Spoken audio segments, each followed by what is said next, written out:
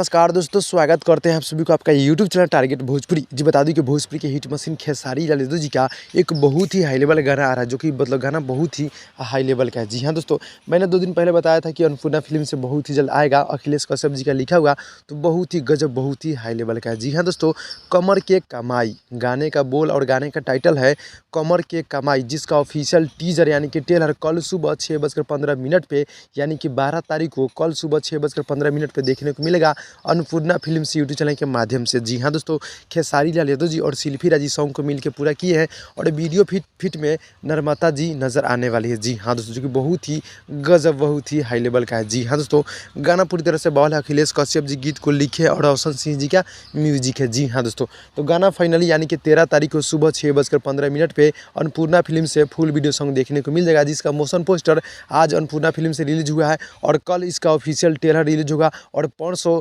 Full video song देखने को मिलेगा। यानी कि लगन में ये गाना पूरी तरह से गर्दा मचा देने वाला है। कमर के कमाई खेसारी लाल यादव जी और शिल्पी राज के आवाज़ में। तो भाई छोटा सा अपडेट था, मिलते हैं अगली वीडियो में, तब तक के लिए धन्यवाद दोस्तों।